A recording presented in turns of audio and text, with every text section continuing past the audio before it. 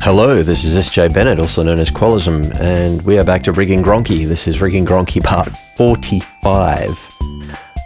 This is a fix video, so the first thing I do is import the action on the testing blend that was misbehaving, and it's behaving. Vexing, I think you'll agree. Everything's looking fine. This is a standard part of troubleshooting, is trying to replicate the problem that you're having in the first place, and I cannot replicate it. Wow. That's really good weighting, like when that bends back all the way like that. It's pretty amazing. So in order to replicate the problem I was having, I apparently need to bring in the base bone as well. So to do that, just append the base bone action, add that in the nonlinear action editor, and there it is. For some reason, it needs the base bone active, and for the life of me, I cannot think of why that would be. The base bone is only involved in the animation insofar as I am moving Gronky from one place to another with it. It shouldn't affect anything else, so it's a mystery. It is definitely a mystery. And here I'm having a bit of trouble getting rotation to work properly. I suspect that may have something to do with the fact that that is the armature deformer is in effect on that rig at this point, despite the fact that it's in edit mode. And the rotation point that Blender is using to sort of rotate and zoom in might be the unmodified version of the vertex. So here I'm just trying to figure out exactly what's making it glitch. It looks like the same sort of trouble I was having where there would be vertices that were kind of weighted with just this sort of tiny amount, and some sort of threshold was being passed that took the vertex weight from effectively 0 to effectively not 0. And that was causing jumps and other sort of very sudden glitches. So to explain it, in case you are sane and haven't watched the other 44 rigging videos, the top and bottom jaw of the mesh geometry are both they're both are rig weighted to bones that stretch between control bones, and those bones are, for some reason, they're malfunctioning. They're not behaving at all. So you can see lip deform corner L, lip deform inner top L, lip deform lower L, lip deform lower R, etc.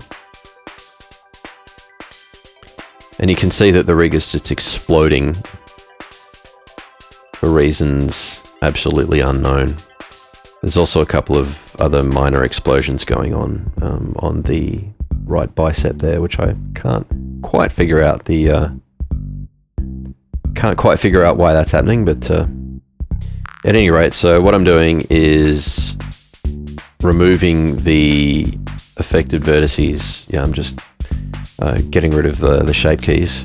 I'm not actually going to be moving any verts around, I'm just going to be changing the weighting of them. If I start moving vertices around, then I'm just asking for trouble, because of course I've already got shape keys in effect there. So the vertex groups will affect vertices across all the different shape keys. It's only when you start moving vertices around. Yeah, I'm just complaining a little bit there because I'm sick of doing rig weighting. But the eventual solution turns out to just be really, really simple. There's a jawbone that is responsible for moving one set of bones around, and that second set of bones moves the deforming bones around. So in the end, I just parented to the jawbone, but not before going through a fair bit of silliness, like removing the vertices from the lower lips on the left and right, Found the chest for some reason was controlling some of the vertices of the bottom lip there, which is absolutely wrong. So I just got rid of those. I tried setting the bones to segments. They weren't bending for some reason, which is annoying. I'm just in stick bone mode there, just to make everything a little bit more legible. Yeah, rig weighting. I am, to be honest, pretty sick of rig weighting. The good thing is that being in a mood like that, it just forces... Well, it doesn't force you, it encourages you to look for the sort of relatively, I don't know, I don't want to say expedient, but a simple solution, let's say, one that's fairly robust.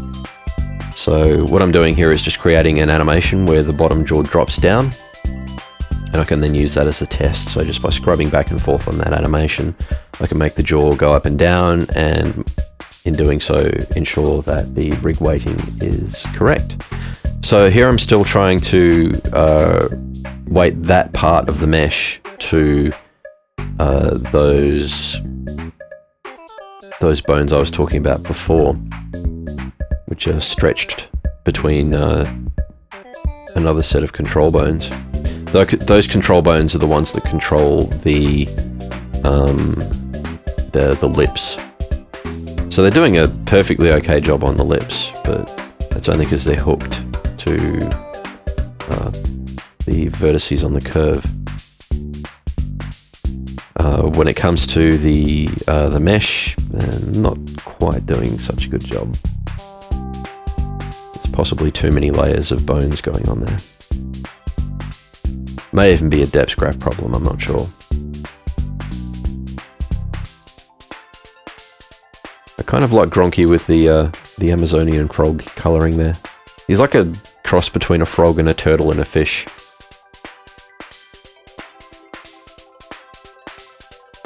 I was just going to keep the look of the short as kind of almost clay render, but I may be tempted to do something a little bit more elaborate. Maybe.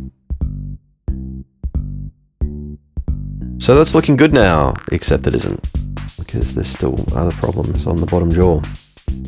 So all I've done is removed any of the geometry changes from the top lips and changed those so that basically the top lips are completely stationary no matter what the mouth is doing. So they just follow the head bone completely. But the bottom lips and the jaw, they still need to deform. So, having another try.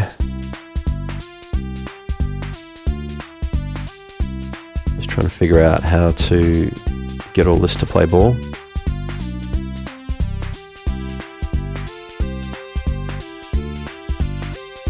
So I've just reparented that to the head.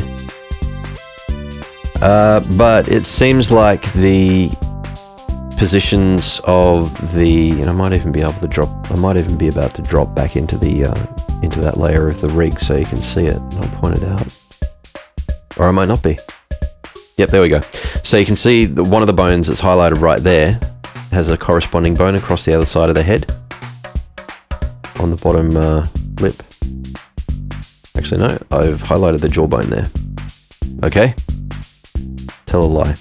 But that jawbone is marked as a deforming bone, so I just create a vertex group called def jaw, and I'm going to use that instead.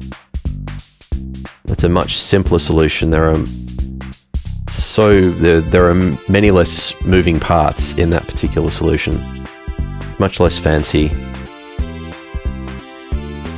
and it should work.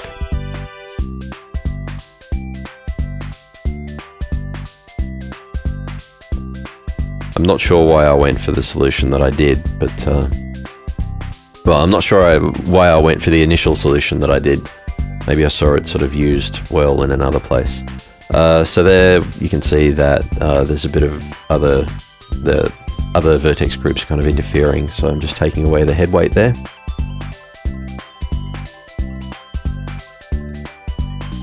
Just using the selection mask. which is very, very useful. Weight paint without selection mask would be horrible. And just doing some manual adjustment of the different vertex groups. So we've got those nice, smooth, graceful curves. And that should belong to the jaw, so just doing some sanity checks on the vertices there.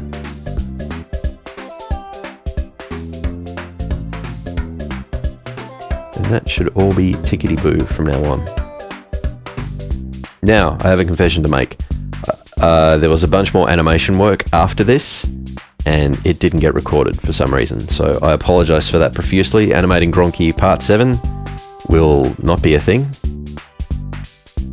And I also did a quick render off of the working version of that walk cycle. So thanks a lot for watching. Apologies again that there's a little bit more that you'll miss. Wow, that's scary.